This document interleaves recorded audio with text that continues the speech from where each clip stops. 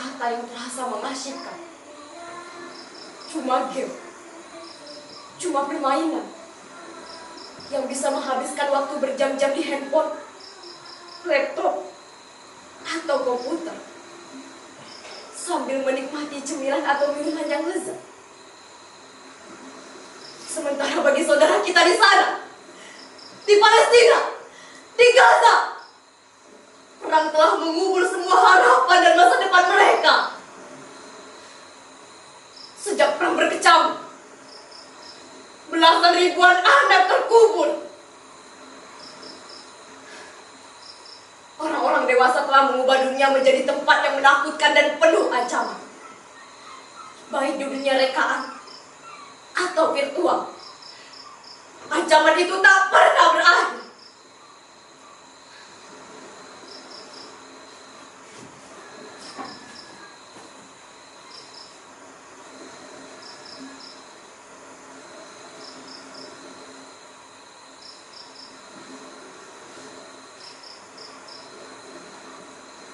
Mengapa Tuhan tak menciptakan bumi yang lain?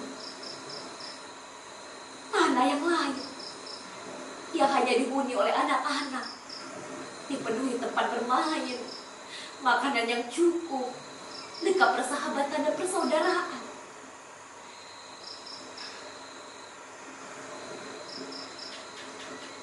Tak mengapa Tuhan menyertakan orang dewasa di sana, asalkan hati mereka dipenuhi cinta. Aku mendapatkan perahu itu beberapa mil dari sini. Aku menyisi ke pantai ini menjadi perahu yang tak terpakai lagi. Aku beruntung, Pak Nyoman, nelayan tua yang baru saja mendapatkan bantuan perahu baru. Perahu lamanya diberikan untuk. Dengan bantuan Pak Nyoman, aku menyusuri laut yang dangkal hingga ke tempat ini.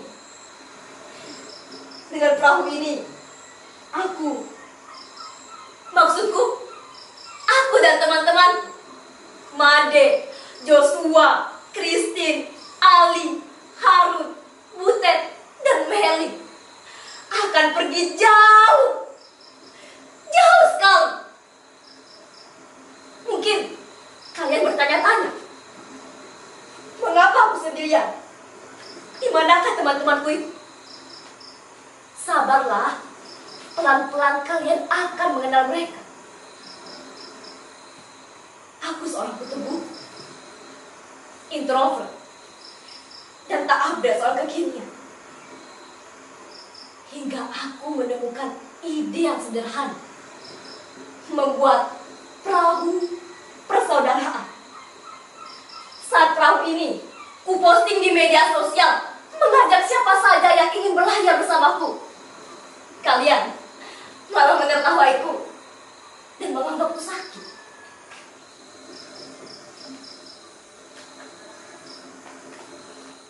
Makanya jangan kebanyakan baca novel, bisanya berhayal melulu.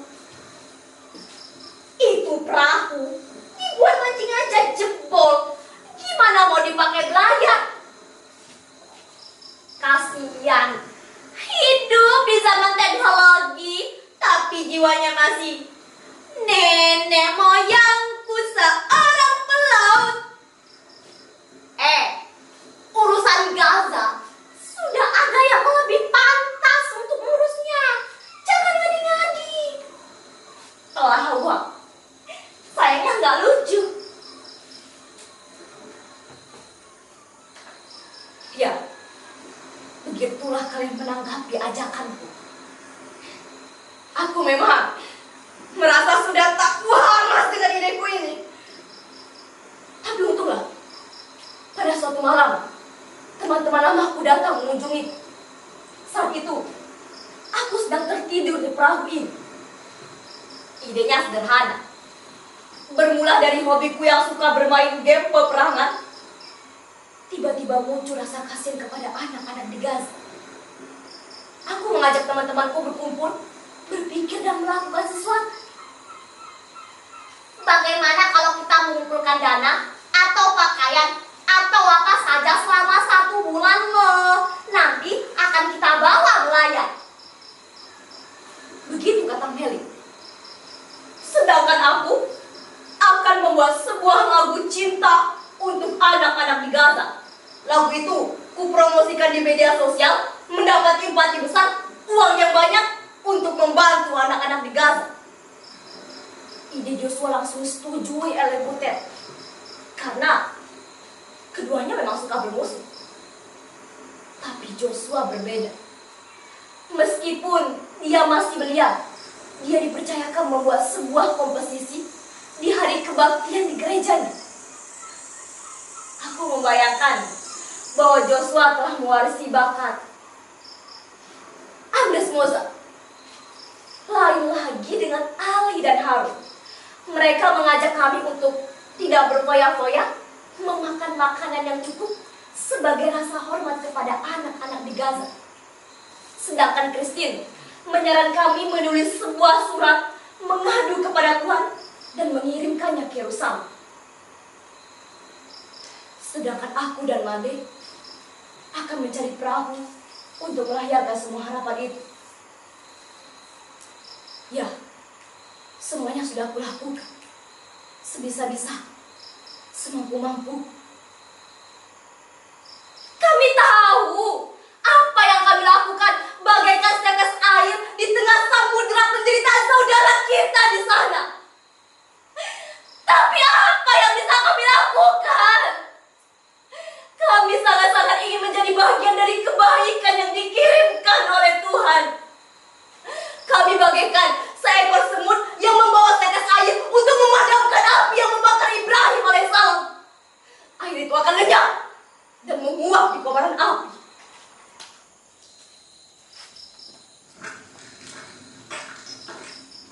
Made, kau sudah siap?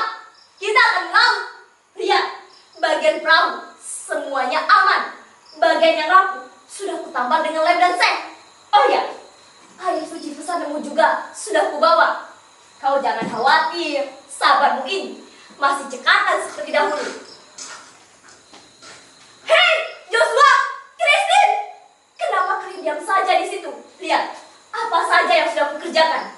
Surat-surat mengadu kepada Tuhan, sebagiannya sudah kukirim, dan sisanya akan kita bawa bersama perahu ini. Kalian tinggal duduk manis dan menikmati ceritanya. Silakan teman-temanku yang cantik dan tampan. Ali, Harun, maafkan aku ya. Aku tak membawa ketapelmu. Kupikir kita tak membutuhkannya lagi. Kita akan di tengah laut melihat timbul tenggelamnya matahari. Kalian pasti akan menyukainya. Kau akan melukis malammu, Harun, sedangkan Ali akan mengaji menjaga kita dari jahat dan buruk. Butet! Horasba! Rindu kali aku dengan kau. Dah lama gak dengar kau menyanyi. Oh ya, tugas kau kali ini adalah menyanyi. Jika kau lihat kami bosan atau rindu halaman kampung, kau harus menyanyi. Apa? Catur? Sudah aku siapkan di perahu ini. Tapi kau harus janji. Kau harus bermain secara sportif. Jangan kau pakai cara bangga bodar ya. Melin, ada apa? Kau tak jadi ikut dengan kami. Jadi, siapa yang akan mengurusi kebutuhan sehari-hari? Kami semua tak pandai manajemen, apalagi akuntansi. Dan hanya kau yang bisa berbahasa Inggris, Prancis, Rusia, dan Jerman.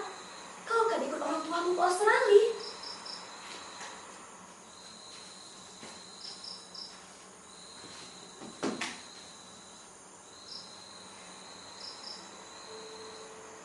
Meli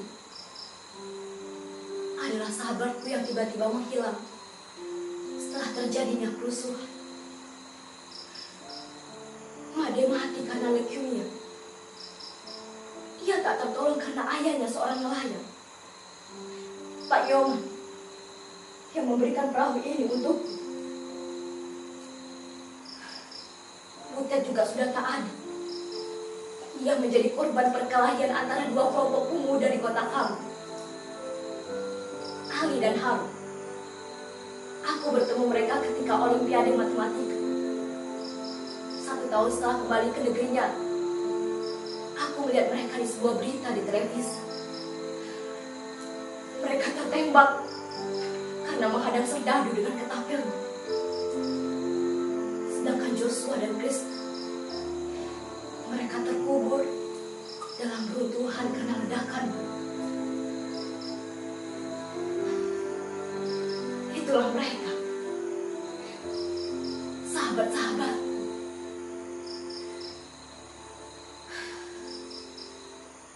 Kini, di Gaza, setiap jam, mungkin setiap menit, anak-anak mati karena peluru, karena amarah, karena rapat, karena dianggap sebagai orang asing atau disingkirkan. Mengapa amarah dan kebencian tak pernah berakhir?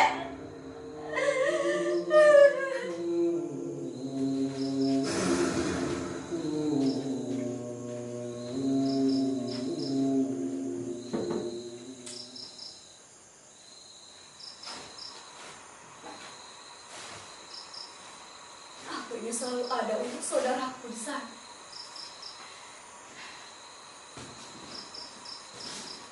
Setiap hari, ku tuliskan surat rinduku untuk mereka. Mungkin kalian menganggapku juga tak waras. Hari ini, aku menuliskan surat terakhirku untuk mereka. Setelah itu, perahu ini akan kularungkan ke lautan.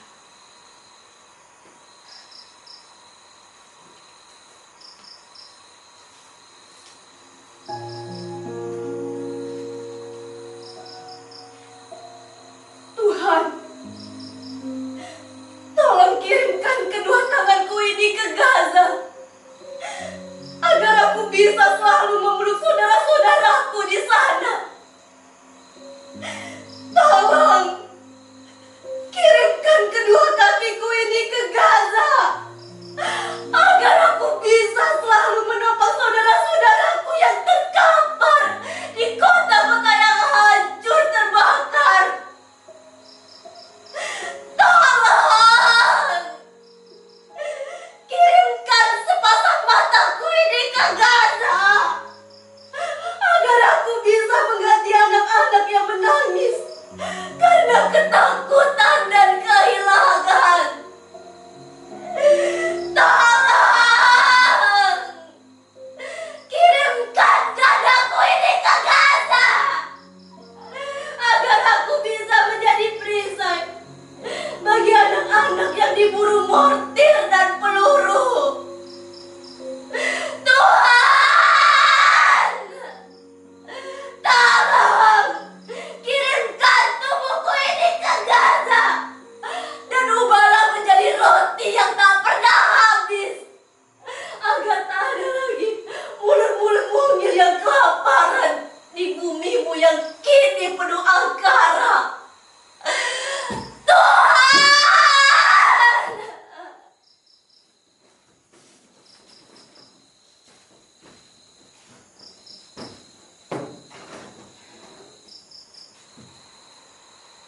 Apa? Kalian menanyakanku siapa?